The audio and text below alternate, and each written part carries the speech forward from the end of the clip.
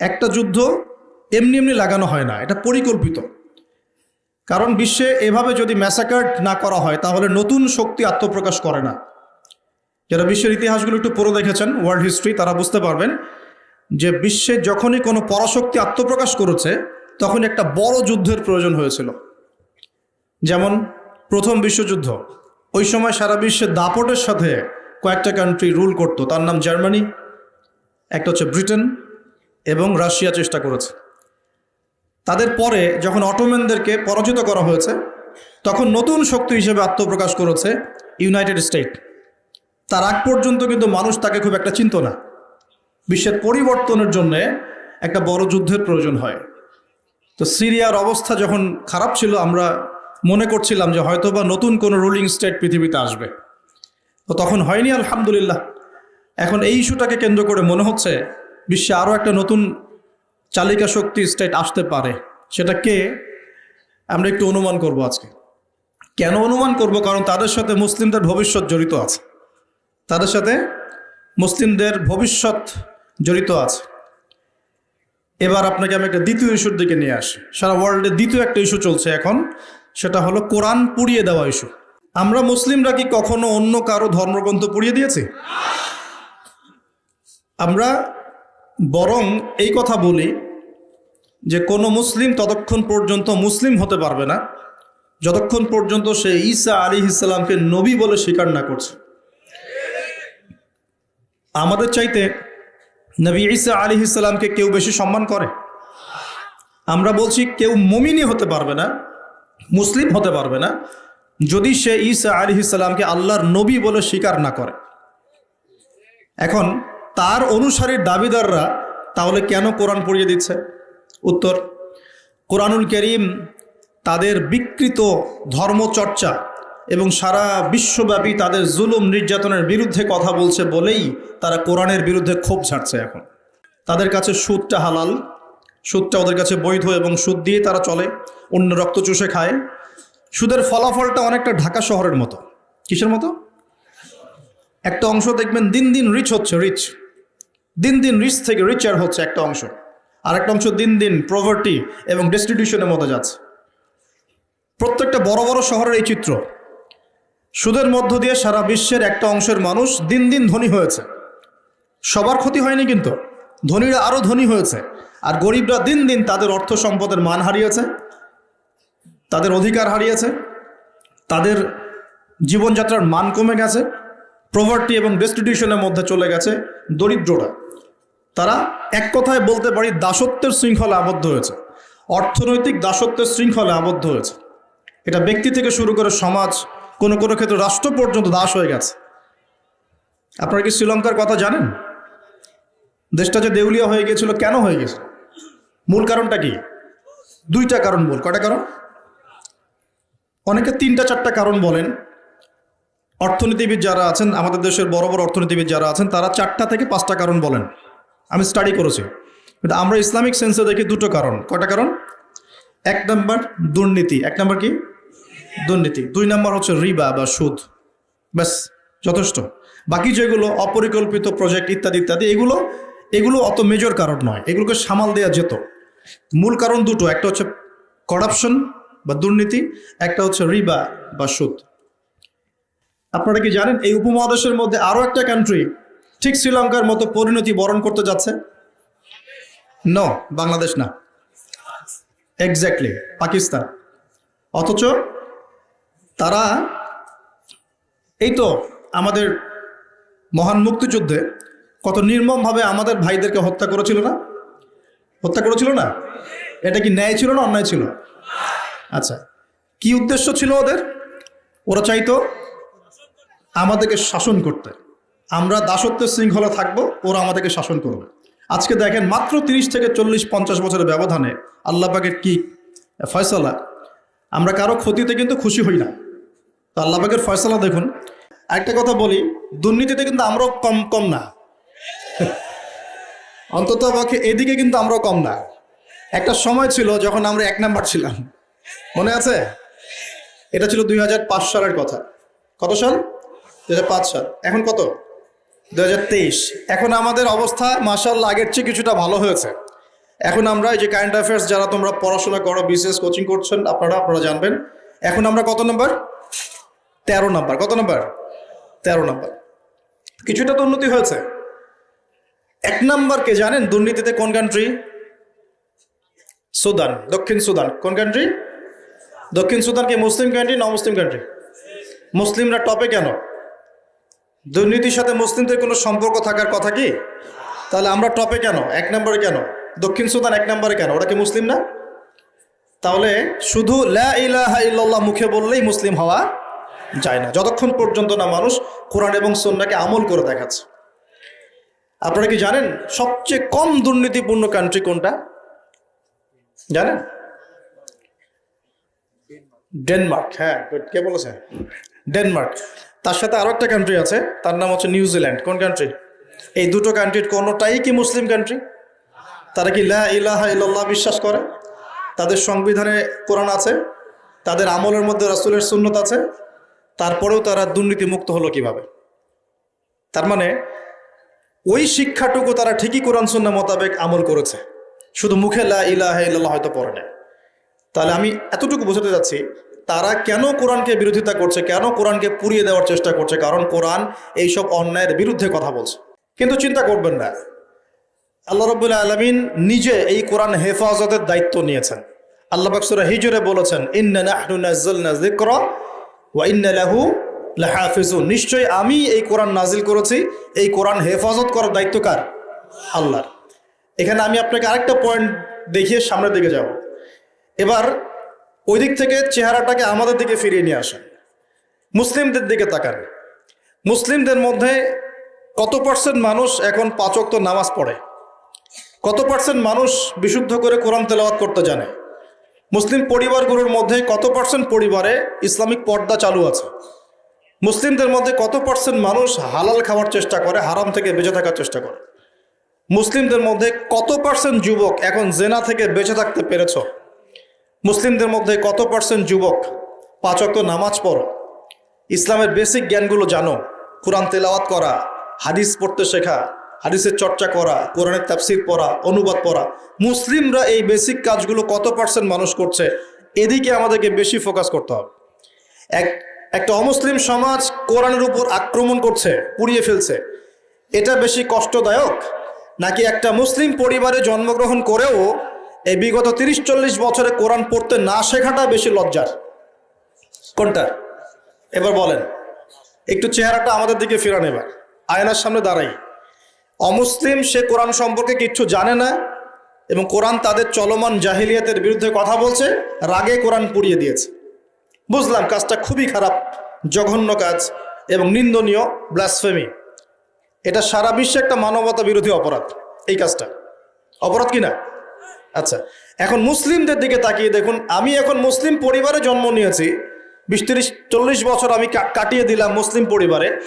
জন্ম নেওয়ার পরেও, মুসলিম পরিবেশে থাকার পরেও, কোরআন সুন্নাহর বয়ান শোনার পরেও, জুমার নামাজ পড়ার পরেও, ঈদের নামাজ পড়ার পরেও, রমজানের রোজা রাখার পরেও, আলেম ওলামাদেরকে পেয়েও আমি যে কোরআন তেলাওয়াত করতে জানি না, এখন আমাকে কি করা উচিত? উত্তর দেন। এখন আমার কি করা উচিত? কে বড় অপরাধ করেছে? কে বড় অপরাধ করেছে? আমি মুসলিম পরিবারে জন্মগ্রহণ করেও কোরআন পড়তে জানি না, আমি কি বেশি বড় অপরাধী?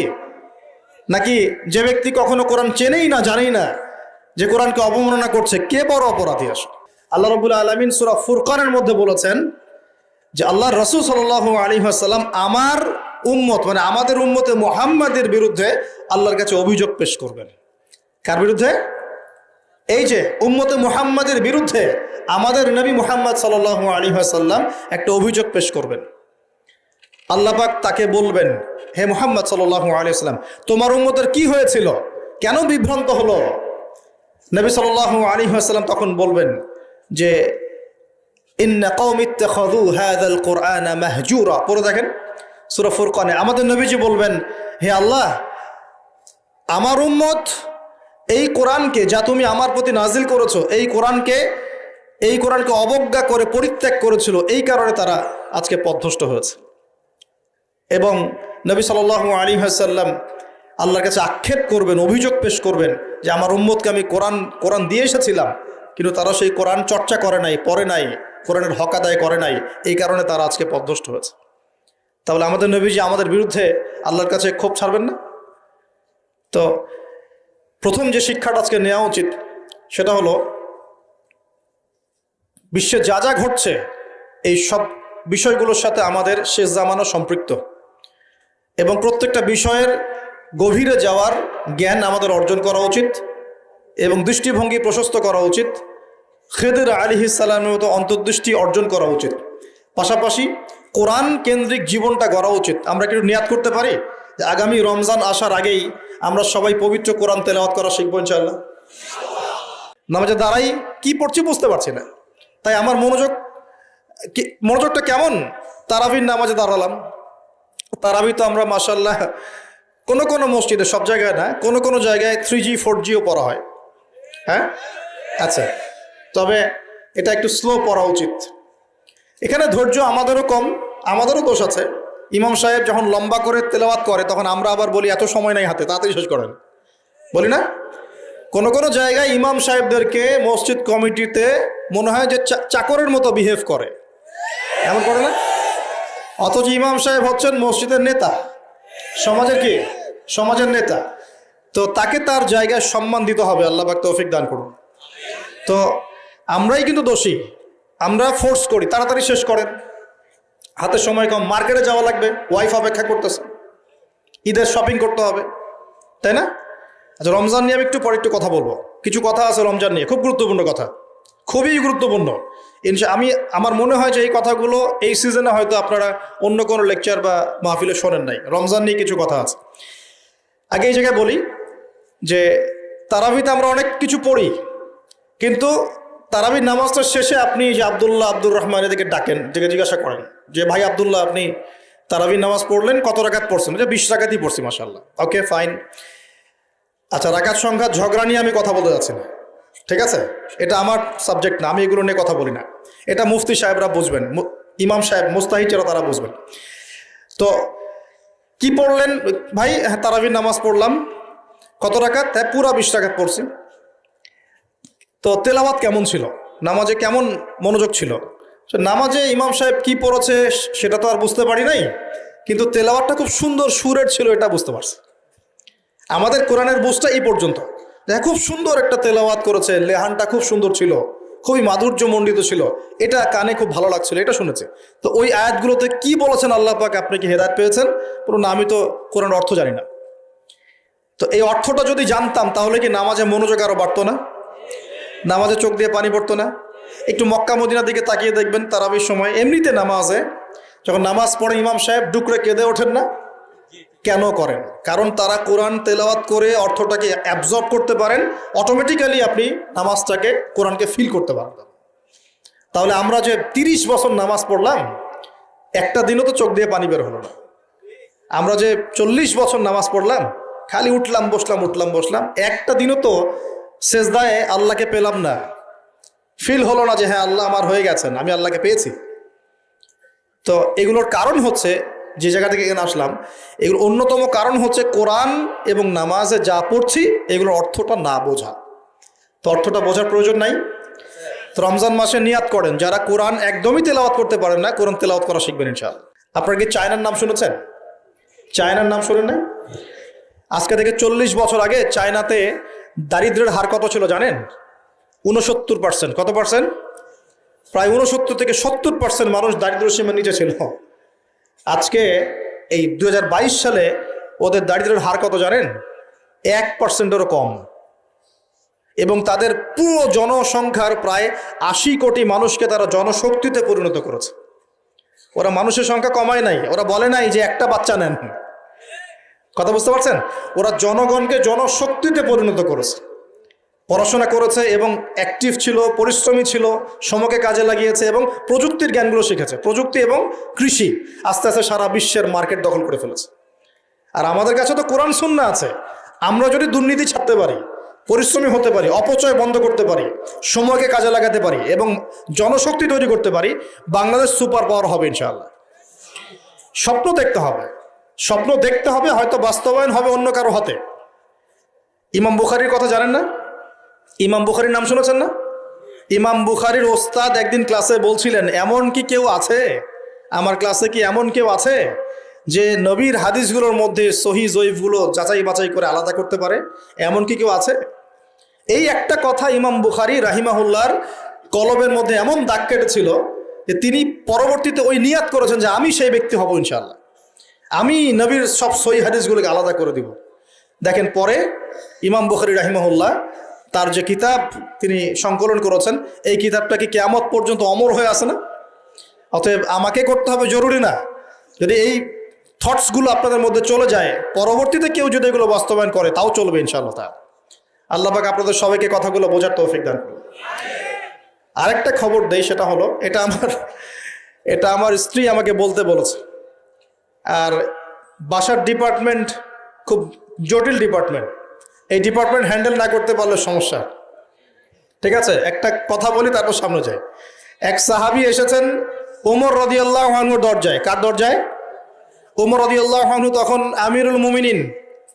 আমিরুল মুমিনিন তো বোঝেন, পুরো অর্ধবিশ্বের শাসক তিনি, এতটুকু রাষ্ট্রের না, অর্ধবিশ্বের শাসক। তো ওই সাহাবী এসে ঘরের কাছে দাঁড়িয়ে আছেন, একটা বিচার নিয়ে আসছেন। কি নিয়ে আসছেন? বিচার। দাঁড়িয়ে আছেন আছেন আছেন আর ভিতর থেকে কিছু শব্দ শোনা যাচ্ছে, কিছু উচ্চ শব্দ শোনা যাচ্ছে। তো অনেকক্ষণ পর আমিরুল মুমিনিন গেট খুলে বের হয়ে বলছেন, কি সমস্যা, কি জন্য আসছো, কি প্রয়োজন, কি হাজাত? তিনি বলছেন, ইয়া আমিরুল মুমিনিন, আসলে আমি যে বিষয়ে অভিযোগ করতে আসছিলাম তা আমি দেখলাম যে আমার অবস্থা আপনার চেয়ে ভালো, এই জন্য আমার অভিযোগের দরকার নেই। বুঝতে পারেননি মনে?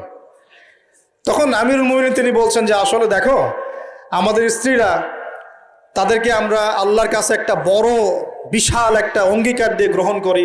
তারা আমাদের সন্তান ধারণ করে, আমাদের বাসা দেখাশোনা করে, খাবার দাবার তৈরি করে, কাপড় চোপড় ধোয়, সে আমার অনেক কাজ করে। এই কারণে মাঝে মাঝে তারা যদি একটু রাগটাক ঝাড়ে তখন একটু সবর করে শুনতে হয়। এটা কে বলছেন?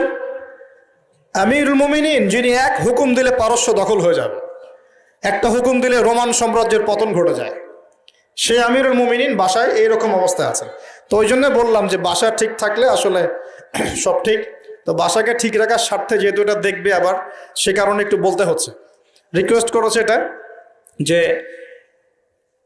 আপনাদের এই মিরপুরেই ইনশাআল্লাহ তাআলা একটা বালিকা মাদ্রাসা গড়ে উঠছে ইনশাআল্লাহ, মেয়েদের মাদ্রাসা। সেটা সম্পূর্ণ আমার স্ত্রী চালাবেন ইনশাআল্লাহ তাআলা, একদম গোড়া থেকে নিয়ে আস্তে আস্তে পর্যায়ক্রমে দাওরা হাদিস পর্যন্ত। এবং সেখানে ক্লাসিক্যাল যে সিলেবাস, এর পাশাপাশি জেনারেল শিক্ষিত দিনী বোনদের জন্যে বোথ অনলাইন এবং অফলাইনে কিছু ডিপ্লোমা কোর্স চালু করা হয়েছে, ইসলামিক ডিপ্লোমা কোর্স। যেমন 6 থেকে 1 বছরের মধ্যে তারা 5টা থেকে 6টা সাবজেক্ট পড়বে, যেমন আকিদা, যেমন হাদিস, কোরআন তেলাওয়াত, রাসূলের জীবনী, ইসলামের ইতিহাস এবং ফিকহের মাসালাগুলো। এভাবে বইগুলো ভাগ করে দেওয়া হবে, সাবজেক্ট ভাগ করে দেওয়া হবে, অনলাইন অফলাইন বোথ দুটোতেই তারা ক্লাস করতে পারবে।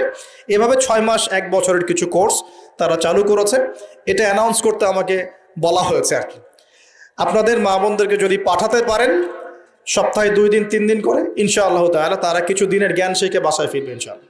এই বিষয়টা বলার জন্য রিকোয়েস্টেড ছিলাম আমি বলতে পেরে আমার ভালো লাগছে, আলহামদুলিল্লাহ। আমরা দোয়া করি আল্লাহ পাক এমন কোর্সগুলো প্রত্যেকটা মাদ্রাসায় চালু করার তৌফিক দান করুন। এখানেও মাদ্রাসা আছে শুনেছি আমি, আপনাদের মাদ্রাসার উদ্যোগে ক্লাসিক্যাল যে ধারায় চলছে এটা চলুক, পাশাপাশি জেনারেল ভাইদের জন্য ডিপ্লোমা কোর্স চালু করেন, পাশাপাশি নৈশকালীন কোরআন শিক্ষা চালু করেন, পাশাপাশি একটু দাওয়াতের মেহনত করেন। মানে শুধু মাদ্রাসায় গতানুগতিক পড়াশোনাই হবে, নট নেসেসারি, কিছু ইনোভেটিভ চিন্তা করেন, আমাদের পড়াশোনার চিন্তা করেন।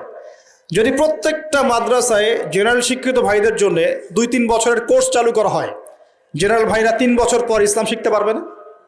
আমি বলছি না তারা মুফতি হয়ে যাবে, আমি বলছি না তারা একদম মুহাদ্দিস হয়ে যাবে, কমপক্ষে কোরআন তো তেলাওয়াত করা শিখবে, আরবি ভাষা তো শিখবে, কমপক্ষে আকীদার কিছু মৌলিক জ্ঞান তো শিখবে, নবীজির 40টা হাদিস তো কমসে কম শিখবে, ফিকহের কিছু জ্ঞান শিখবে, রাসূলের জীবনী শিখবে, ইসলামের ইতিহাস তো শিখতে পারবে।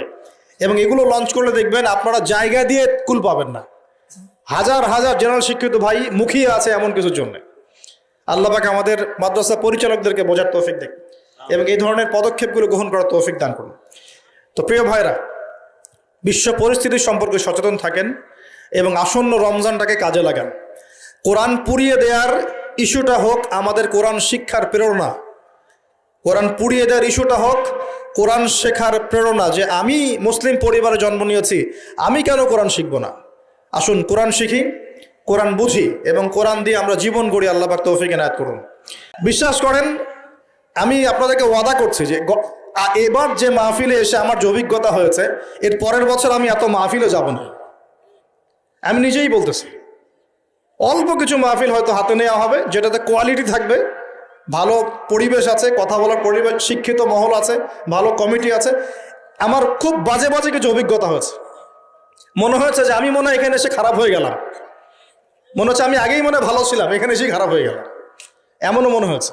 আগেই ভালো ছিলাম, মসজিদে খুতবা দিতাম, মসজিদ ভিত্তিক সেমিনার হতো, একটা হাদিসের উপর দার্স হতো, এগুলো অনেক ভালো ছিল। আমি বলছি না যে এর সব কিছুই খারাপ, এটা বলছি না, কিন্তু এখানকার একটা অংশ আছে যেটা এই পবিত্র জিনিসটাকে অপবিত্র করে ফেলছে। এখানে ইসলামিক বিষয়গুলোকে অন্যের সামনে হাসি ঠাট্টার পাত্র বানানো হচ্ছে। এখানে অহেতুক কেচ্চা কাহিনী বলে অনেক জায়গায় সময় নষ্ট করা হচ্ছে। হ্যাঁ, কোনো কোনো ক্ষেত্রে মাহফিল টাকা কালেকশনের মৌসুম বানানো হয়েছে, কোনো কোনো ক্ষেত্রে এখানে পাবলিসিটি, পপুলারিটি, ভাইরাল হওয়ার চেষ্টা করা হয়েছে, কোনো কোনো ক্ষেত্রে কাজ নাই, সারাদিন এর পিছনে কে, ওর পিছনে কে, ওর কোন দোষ, এর কোন দোষ, এগুলোর চর্চা করা হয়েছে, এগুলো চলেছে। আমি নিজেও নিয়াত করেছি যে এখান থেকে আস্তে আস্তে আমি সরে যাব। কাজ করার অনেক জায়গা আছে, শিক্ষা প্রতিষ্ঠানে কাজ করা যায়, দিনের দর্শ দেওয়া যায়, নিজে জ্ঞান অর্জন করা যায়, বড় বড় ডিগ্রি সার্টিফিকেট অর্জন করা যায়, পড়াশোনা করা যায়, পিএইচডি করা যায়, অনেক কাজ করা যায়। দিনের জন্য কাজ করতে সোশ্যাল কাজ করা, সামাজিক কাজ করা যায়, সামাজিক সংগঠন করা যায়, যেটা নন পলিটিক্যাল, নন প্রফিটেবল, এমন কিছু নন প্রফিটেবল অর্গানাইজেশন করা যায়, মানুষের মানবতার সেবায় কাজ করা যায়। অনেক ক্ষেত্র আছে কাজের, এটা একমাত্র ক্ষেত্র নয়। তো এই জায়গাটার পবিত্রতা ধরে রাখেন, না হলে যত দিন যাবে এগুলো যদি এভাবেই চলতে থাকে, ওয়াজ মাহফিল এবং দিনের ব্যাপারে এক শ্রেণীর মানুষের একটা বিরূপ ধারণা তৈরি হয়ে যাবে, যেটা অলরেডি হয়েছে বাংলার মাটিতে। আপনারা বুঝতে পারছেন না, অলরেডি হয়েছে বাংলার মাটিতে। মানুষ মজা করে এগুলো দেখলে, ট্রল করে। এখন কেন করে? কারণ আমরা এগুলোকে হাসি ঠাট্টার পাত্র বানিয়েছি, আমরা ট্রল করেছি, আমরা এগুলোকে ছড়িয়ে দিয়েছি। আল্লাহ পাক আমাদেরকে বোঝার তৌফিক দান করুন।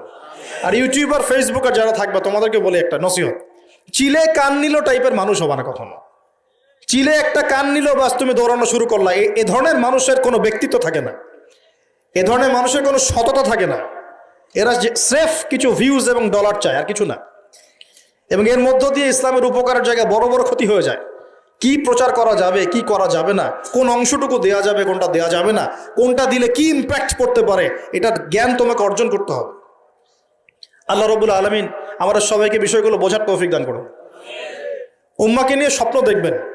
আমি বলি কি প্রিয় ভাইয়েরা, নিজে আগে নিজের কবরের ফিকির করি, নিজে আগে নিজের কবরের ফিকির করি যে আমাদেরকে আমাদের কবরে যেতে হবে, কি নিয়ে যাব, কতটুকু নামাজ পড়লাম, কতটুকু আমল করলাম, কতটুকু কোরআন চর্চা করলাম, কতটুকু দিনে এলেম অর্জন করেছি, আমল করেছি, বাস্তবায়ন করেছি, এই ফিকিরটাকে করে। অন্যের পিছনে পড়ে থাকার চাইতে আগে নিজের পিছনে পড়ে থাকি, নিজের চেহারাটাকে আয়নায় দেখি। আল্লাহ পাক তৌফিক দান করুন। এরপর প্রিয় ভাইয়েরা, যেটা বেশি প্রয়োজন সেটা হলো আমাদের সন্তানদেরকে মানুষ করে যাওয়া। আমাদের সন্তানদেরকে মানুষ করে যেতে না পারলে সমস্যা। এখন যা পড়াশোনা হচ্ছে দেখতেই পারছেন কি হচ্ছে, এভাবে চলতে থাকলে সমস্যা আছে। জ্ঞান কাকে বলে? আল্লাহ পাক সূরা আলাকে বলেছেন, ইকরা বিসমি রাব্বিকাল্লাযী খালাক, পড়ো তোমার সেই রবের নামে যিনি তোমাকে সৃষ্টি করেছেন। এই আয়াতের অর্থ কি? প্রত্যেক ইনস্টিটিউশনে আয়াতটা লেখা আছে দেখবেন, কিন্তু অর্থটা কি? অর্থ হচ্ছে, শোনেন, জ্ঞান সেটাই, ইকরা পড়ুন আপনার রবের নামে। জ্ঞান সেটাই যা আমাকে আমার রবের দিকে নিয়ে যাবে, রবের কাছাকাছি নিয়ে যাবে। যে জ্ঞান আমাকে রব থেকে দূরে সরিয়ে দেয় সেটা জ্ঞান না, সেটা জাহেলিয়াত। তাহলে ভালো করে দেখতে হবে আমি কি পড়ছি, কেন পড়ছি, এই জ্ঞানের উদ্দেশ্যটা কি? আমার জ্ঞানের উদ্দেশ্য কি খালি দুনিয়া, না পরকালে বাঁচতে হবে? এই বিষয়টা আমাকে দেখতে হবে। সন্তানদেরকে মানুষ করে যান, স্পেশালি যুবকদের দিকে আমি বলবো, ফোকাস করব। এই যুব সমাজের হাতে এই দেশ এবং উম্মার ভবিষ্যৎ নির্ভর করছে। এই যুবকদের হাতেই এই জাতি এবং এই দেশ এবং এই উম্মার ভবিষ্যৎ নির্ভর করছে। অথচ তোমরা কি করছো? অথচ তোমরা বেনামাজি পড়ে আছো, অথচ তোমরা জাকাত দিচ্ছ না, রমজানের রোজা রাখছো না, তোমরা উযু গোসলের মাসআলা বলতে পারছো না, তোমরা ঈমান আকীদা ঠিক করছো না, নবীর 40 হাদিস মুখস্থ করছো না, কোরআন পড়া শিখছো না। যুবকদের হাতে এই দেশ এবং জাতির ভবিষ্যৎ। সেই যুবকরা পড়ে আছে এখন মাদকের নেশায়। এই যুবকদের একটা বড় অংশ মেয়েদের পিছনে তার জীবন নষ্ট করে দিচ্ছে। এই যুবকদের একটা বড় অংশ এখন এখানে কি করবো, ফাত্তাকুল্লাহ মাসতাতা'তুম, সাধ্যমতো আল্লাহকে ভয় করতে হবে, চরিত্র পবিত্র রাখতে হবে, হালাল উপার্জনের সোর্স তৈরি করা মাত্রই বিয়ে করে ফেলতে হবে। বিয়ে ছাড়া চরিত্র হেফাজতের অন্য কোনো পদ্ধতি নাই। এই চিরকুমার সঙ্গটঙ্গ যোগ দিয়ে লাভ নাই। আর যতই হারাম প্রেম করেন না কেন, এই প্রেমগুলো আপনাকে মনে শান্তি দিবে না, এগুলো আপনাকে অস্থির করে রাখবে। কেন? কারণ এটা হারাম, এটা হারাম। আর যখন হালাল ভালোবাসা আপনি পাবেন, হালাল ভালোবাসা যেটা আল্লাহ পাক নাজিল করেন, তখন ইনশাআল্লাহ আপনার মনের মতো স্ত্রী না হলেও দেখবেন আপনি তার সাথে সারা জীবন কাটিয়ে দিচ্ছেন। কারণ এই ভালোবাসা আল্লাহর পক্ষ থেকে আসবে। এখানে শুধু এই যে কিছু মানুষ মনে করে বিয়ে মানে যৌনতা, তাই না? এটা একটা কনসেপ্ট তৈরি করে দেওয়া হয়েছে, বিয়ে মানে মনে হয় যৌনতা। আসলে বিয়ে যৌনতার বৈধ একটা পথ মাত্র, এটা হালাল একটা পথ মাত্র। এখানে আরো বড় বিষয়টা হচ্ছে দায়িত্ববোধ। দায়িত্ব, একটা মানুষের দায়িত্ব নেয়া, তার অভিভাবক হওয়া, তার সাথে জীবনের সুখ দুঃখ হাসি কান্নাকে ভাগাভাগি করে নেয়া, তার সাথে জীবনের উদ্দেশ্য ফিক্স করা, কষ্ট করে হলেও সবর করে হলেও সুখে দুঃখে পাশে থাকা। স্বপ্ন মানে পাশে থাকা, স্বপ্ন মানে কি? পাশে থাকা। তার দায়িত্ব নেয়া, রেসপন্সিবিলিটি নেয়া, তাকে খাওয়ানো, তার ভরণ পোষণ দেয়া। কেউ যদি আপনার স্ত্রীর দিকে খারাপ চোখে তাকায়, আপনি তার চোখটা পর্যন্ত তুলে ফেলবেন, এর নাম বিয়ে। এই কাজ করবেন না? এই কাজ করবেন। তো এখানে যৌনতা দিয়ে দেওয়া হয়েছে, বিয়ে মানেই মনে হয় যৌনতা। বিষয়টা এমন নয়, এখানে অনেক বিষয় জড়িত আছে। এই কারণে এটা পবিত্র সম্পর্ক, এটা মিসাকুন গালিযা, এটা কঠিন অঙ্গীকার আল্লাহর পক্ষ থেকে। এই কারণে দেখা যায় অনেক চড়াই উতরাই পার হলেও বৈবাহিক সম্পর্ক ঠিক থাকে না? কিন্তু যত দিন যাচ্ছে কি হচ্ছে, এই ভাঙ্গনগুলো বাড়ছে। কেন বাড়ছে? বিকজ বিয়ের আগে প্রেম, বিয়ের আগে অমুকের সাথে প্রেম, অমুক জেনা, পর্নোগ্রাফিতে আসক্ত, পরকিয়া, ওই সিরিয়ালস, পশ্চিমা সংস্কৃতি, হ্যাঁ, বস্তুবাদিতায়, সব মিলিয়ে বিয়েগুলো ভেঙে ভেঙে যাচ্ছে। এখন পরিবারগুলো নষ্ট হয়ে যাচ্ছে না? যদি আমি নিজে আপনাকে নসিহা করছি, যদি একজন স্ত্রী আপনার মনের মতো আল্লাহ পাক দিয়ে দেন এবং আপনার এই স্ত্রীকে নিয়ে থাকার মতো, খাওয়ার মতো বাসস্থান, অন্ন বস্ত্রের সংস্থান আছে, সচ্ছল আপনি মোটামুটি, এবং আপনি তাকে ভালোবাসেন আপনার মনের মতো, আপনি তাকে নিয়ে সারা দুনিয়ার জীবনটা কাটিয়ে দেন, অন্য কোনো দিকে দেখতে যান। বিষয় কোরআন সুন্নাহ আছে ঠিকই, কিন্তু বাস্তবায়ন খুব কঠিন। ফ্যান্টাসিতে ভুগলে হবে না, ফ্যান্টাসিতে ভুগবেন না, এগুলো কঠিন। আর এখন যে অবস্থা পড়েছে, একজন স্ত্রীকে সন্তুষ্ট করাই তো কঠিন, আর মানুষ 4 জনকে সন্তুষ্ট করতে চাচ্ছে। এত সহজ না সবকিছু। এটা নিয়ে আমি আলাদা লেকচার দিব ইনশাআল্লাহ। আপনাদের কিছু বিষয় জানতে হবে, জানার দরকার আছে। আর ব্যালেন্স করা এত সহজ নয়, ব্যালেন্স করা এত সহজ নয়। সর্বোচ্চ চেষ্টা করার পরেও দেখবেন, সর্বোচ্চ চেষ্টা করার পরেও দেখা যাবে দিন শেষে আপনি অপরাধী হয়ে বসে আছেন। আর আমি একটা লেকচারে বলেছি না, পুরুষ মানুষ বোকা। পুরুষ মানুষ কেন বোকা? কারণ সে সবাইকে খুশি করতে চায়। সে চায় মা সুখে থাক, বোন সুখে থাক, স্ত্রী সুখে থাক, যদি আরও স্ত্রী থাকে ও সুখে থাক, সন্তানরা সুখে থাক, সবাই ভালো থাক। এবং তাদের ভালোর জন্য তারা কত কষ্ট করে, দিন রাত ডিউটি করে, অফিসে যায় আসে, জ্যাম ফেস করে, মানসিক প্রেশার নেয়, শারীরিক প্রেশার নেয়, নেয় না? অথচ এই কষ্ট কিন্তু মহিলারা বোঝে না। বোঝে? সবাই বোঝে না। আছে অনেক ভালো স্ত্রী আছে, কিন্তু সবাই কিন্তু বোঝে না। মনে করে যে পুরুষ মানুষ মনে হয় ভোগবাদী, খালি মেয়েদেরকে ভোগ করতে চায়। অথচ সবাইকে সুখে রাখার এই চেষ্টায় একজন পুরুষ দিন শেষে নিজেই সুখী হয় না। বহু পুরুষ শেষ বয়সে গিয়ে একাকিত্বে ভোগে, একা হয়ে যায়। এই জন্য বলছি, ফ্যান্টাসি বাদ দেন। ফ্যান্টাসি বাদ দিয়ে হালাল রিজিক হয়েছে, একটা নেককার পরহেজগার মেয়ে দেখে বিয়ে করে ফেলেন, ব্যাস তাকে নিয়ে দুনিয়ার ছোট্ট জীবনটা কাটিয়ে দেন। আর জান্নাতে তো হুর পড়ে অপেক্ষা করছে ইনশাআল্লাহ। কি মনে করেন অপেক্ষা করছে না? এই লেকচার বাসায় গেলে কি হবে আমার অবস্থা আমি জানি না। কিন্তু বলছি আছে তো সবচেয়ে সবচেয়ে শেষে যারা জান্নাতে যাবে একদম লাস্টে, তাদের প্রত্যেককে আল্লাহ পাক কমপক্ষে 2 জন করে হুর দিবেন। আর যারা আল্লাহ রাব্বুল আলামিনের রাস্তায় শহীদ হয়ে গেছে, এখনো যাচ্ছে বা হয়েছে বা হবে, তারা কে 72 জন। কতজন? 72 জন হুর আল্লাহ রাব্বুল আলামিন দিবেন। বাস ইস্যু তৈরি করে দিলাম, এখন নাস্তিকরা লেগে পড়বে এতগুলো মেয়ে কেন, কি ইত্যাদি ইত্যাদি। এসব বিষয়ের দিকে আমাদের দেখার দরকার নাই। আল্লাহ পাক আমাকে আপনাকে দিলে ওর কি কোনো সমস্যা? প্রিয় ভাইয়েরা, যুবকদের কথাই বলছিলাম যে এখন এই যুবকদের হাতে দেশের ভবিষ্যৎ, উম্মার ভবিষ্যৎ। পুরো বিশ্বের প্রেক্ষাপটটা বুঝবেন। বিশ্বে এরকম যুদ্ধ বিগ্রহ চলছে এবং সারা বিশ্বে পশ্চিমাদের দ্বারা মুসলিমদের উপর ব্যাপক নির্যাতন চলছে। এই নির্যাতন থেকে বের হতে হলে আমাদের শক্তি বৃদ্ধি করতে হবে। কি করতে হবে? শক্তি বৃদ্ধি করতে হবে। কিছু কথা খোলামেলা বলতে হবে এখন, কারণ খোলামেলা কথা বলারই সময় এখন। এখন এখন না বললে অনেক দেরি হয়ে যাবে।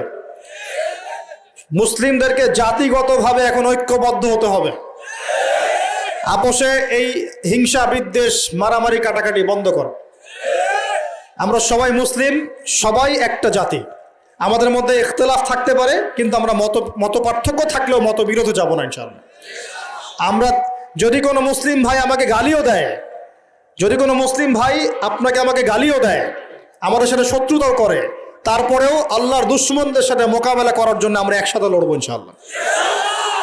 মুসলিমদের মধ্যে ঐক্য আনতে হবে। ঐক্য আনতে না পারি, বিভক্তি বাড়াবো না। ঐক্য আনতে পারছি না, বিভক্তি কমসে কম বাড়াবো না। এটা খেয়াল রাখতে হবে। এরপরে আমাদের মুসলিমদের প্রথম দরকার জ্ঞানের বিপ্লব। কিসের বিপ্লব? কোরআনের জ্ঞান, হাদিসের জ্ঞান, এই যে ইসলামের জ্ঞান, দ্বীনের জ্ঞান এবং দুনিয়াবি জ্ঞান, এই সমস্ত রকম জ্ঞানকে একত্রিত করে এমন শিক্ষা গ্রহণ করতে হবে যে ইনশাআল্লাহ আগামী দিনে যেন আমরা আগামী 10 থেকে 20 বছর পর এই কোরআন সুন্নাহর জ্ঞানকে দিয়ে বিশ্বকে চ্যালেঞ্জ করতে পারি। এমন প্রজন্ম তৈরি করতে হবে। আল্লাহ পাক তৌফিক দান করুন। এখন আমাদের সবাইকে আদর্শ পরিবার করতে হবে। নিজের পরিবারের মধ্যে কর্তা আমি আমার পরিবারে পর্দা কায়েম করব, কারো কিছু বলার আছে? আমি আমার পরিবারে নামাজ প্রতিষ্ঠা করব, কারো কিছু বলার আছে? আমি আমার পরিবারের মধ্যে দ্বীনের ইলম তালিম চালু করব, কারো কিছু বলার আছে? নিজের পরিবারে কর্তা আমরাই। অতএব পরিবারটা কমসে কম ইসলামিক করে গড়ে তোলেন। আল্লাহ পাক তৌফিক দান করুন। 4 নম্বর, আমাদের সন্তান যারা আছে তাদের সবাইকে ইসলামিক শিক্ষা দেওয়ার চেষ্টা করতে হবে। যদি ইসলামিক শিক্ষা দিতে এই সমাজ ব্যর্থ হয়, তাহলে নতুন শিক্ষা প্রতিষ্ঠান গড়ে তুলে হলেও শিক্ষা দিতে হবে ইনশাআল্লাহ। আল্লাহ পাক তৌফিক দান করুন। আমাদের প্রত্যেক পরিবারের মা বোনদেরকে খাস পর্দায় রাখতে হবে এবং যুবক ভাইদের জন্য বিয়েটাকে সহজ করতে হবে এবং রিজিকের ব্যবস্থা বৃদ্ধি করতে হবে। আর সবাই একটা কি থটস নিয়ে চলেন, খালি চাকরি আর চাকরি, চাকরি আর চাকরি। রিজিকের একটা বড় অংশ আল্লাহ পাক রেখেছেন ব্যবসার মধ্যে। রিজিকের একটা বিশাল অংশ আল্লাহ রেখেছেন কোথায়? ব্যবসায়। উদ্যোক্তা হন, কৃষিভিত্তিক অর্থনীতি থেকে ফোকাস করেন। কৃষিভিত্তিক অর্থনীতি, আপনি প্রতিভা ঘটান, ইনোভেটিভ কিছু করেন, নতুনত্ব নিয়ে আসেন, আল্লাহর জমিনকে কাজে লাগান। একটা আয়াত বলি, সূরা আরাফের মধ্যে আল্লাহ বলেছেন, আল্লাহ পাক বলছেন, যদি এই জনপদের অধিবাসীরা আল্লাহর প্রতি ইমানদার হতো, আল্লাহ পাক আসমান এবং জমিনের বরকতের সব দরজা খুলে দিতেন। এই জমিনে বরকত আছে, জমিন নিয়ে কাজ করেন, কৃষিভিত্তিক কাজ করেন, ব্যবসা করেন। শুধু একটা জিনিস মাথায় ঢুকিয়ে দেওয়া হয়েছে, ডক্টর ইঞ্জিনিয়ার, ডক্টর ইঞ্জিনিয়ার। কেন এগুলো? কেন? সবাই সবকিছু হবে না। হালাল রিজিক সার্চ করতে হবে। আল্লাহ পাক সবাইকে তৌফিক এনায়েত করুন বলি আমিন। এরপর আমাদের করণীয় হচ্ছে আমাদের প্রত্যেককেই সৎ কাজে আদেশ করতে হবে, অসৎ কাজে নিষেধ করতে হবে। শুধুমাত্র দায়ী আলেম তারাই এই দাওয়াতি কাজ করবেন এমন নয়, সবাইকে দ্বীনের দাওয়াতি কাজে জিম্মেদারি গ্রহণ করতে হবে। দাওয়ার সাথে যারা সম্পৃক্ত আছে তাদের সাথে পরামর্শ করবেন, চলবেন ফিরবেন। তা'মুরুনা বিল মা'রুফ, তোমরা সৎ কাজে আদেশ করবে। ওয়া তানহাউনা আনিল মুনকার, অসৎ কাজে নিষেধ করবে। ওয়া তু'মিনুনা বিল্লাহ, এবং আল্লাহর প্রতি ঈমান রাখবে। তবেই কুনতুম খায়রা উম্মাহ, তোমরা শ্রেষ্ঠ জাতি হতে পারবে। আল্লাহ পাক তৌফিক দান করুন। আরেকটা বিষয় বলি, সেটা হলো আল্লাহ পাক আমাদের সবাইকে কিছু প্রতিভা দিয়েছেন। এই প্রতিভাগুলোকে, যার যার প্রতিভাকে, লেখার প্রতিভা, বলার প্রতিভা, চিন্তা করার প্রতিভা, সংগঠিত করার প্রতিভা, আপনার অর্থনৈতিক সামর্থ্য, রাজনৈতিক ক্ষমতা, যা আল্লাহ পাক যাকে দিয়েছেন, এই বিষয়গুলোকে ইসলামের কল্যাণে ব্যয় করতে হবে। আল্লাহ পাক তৌফিক দান করুন। এবং আরও করতে হবে অমুসলিম ভাই বোন যারা আছে আমাদের দেশে এবং সমাজে, তাদের কারো সাথে কোনো রকম দ্বন্দ্ব সংঘাতে যাবেন না, বরং তাদেরকে ইসলামের সৌন্দর্য তুলে ধরবেন তাদের সামনে এবং তাদেরকে ইসলামের দাওয়াত দিবেন, দাওয়াত দিয়ে তাদেরকে ইসলামের দিকে দীক্ষিত করার চেষ্টা করবেন। যদি এই যে আমরা তো আপোষে মারামারি কাটাকাটিতে লিপ্ত আছি, আপনারা তো খবরই রাখেন না যে বাংলাদেশে কত মানুষ বিধর্মী হয়ে যাচ্ছে, জানেন? এই যে উত্তরাঞ্চল সহ পার্বত্য এলাকা, বর্ডার এলাকা সব ঘুরে দেখেন যে কত মানুষ দিন দিন বিধর্মী হয়ে যাচ্ছে। দেখেন, ওই দিন টনক নড়বে যেদিন দেখবেন 50%ই হয়ে গেছে বিধর্মী, ওই দিন টনক নড়বে। আল্লাহ না করুক। অতএব আমাদেরকে বসে থাকলে চলবে না, আমাদেরকে দাওয়াতি কাজ করতে হবে, দিন ইসলামের দাওয়াত, কোরআনের দাওয়াত সবার সামনে উপস্থাপন করতে হবে। আল্লাহ পাক আমাদের সবাইকে দায়ী হওয়ার তৌফিক দান করুন। কমপক্ষে পার্ট টাইম, দিনে 1 ঘন্টা, দিনে আধা ঘন্টা হলো দাওয়াতি কাজ করতে হবে। আর দাওয়াতি কাজ করার আগে কি লাগবে? জ্ঞান লাগবে, সেই জ্ঞানটা অর্জন করতে হবে। জ্ঞান অর্জন করার পদ্ধতিগুলো বললাম, এভাবে অর্জন করতে হবে এবং জ্ঞানী মানুষদের সাথে থাকতে হবে। আল্লাহওয়ালা জ্ঞানী মানুষ এবং যারা আল্লাহর মারিফতওয়ালা মানুষ, আল্লাহ নূরওয়ালা মানুষ, এই মানুষগুলোর সাথে থাকতে হবে। যারা গোলালু মার্কা মানুষ, এখানে থেকে কিছু শিখতে পারবেন না। সব তরকারিতে চলে, এই সব তরকারি দিয়ে লাভ নাই।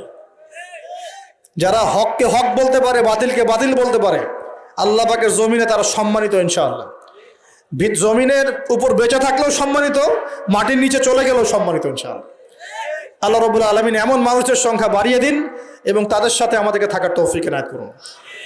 আরেকটা বিষয় বলবো, সেটা হলো পলিটিক্যাল ইস্যুস। যে একটা জাতির মধ্যে আপোষে মারামারি কাটাকাটিতে যাবেন না, এটা খুব খারাপ।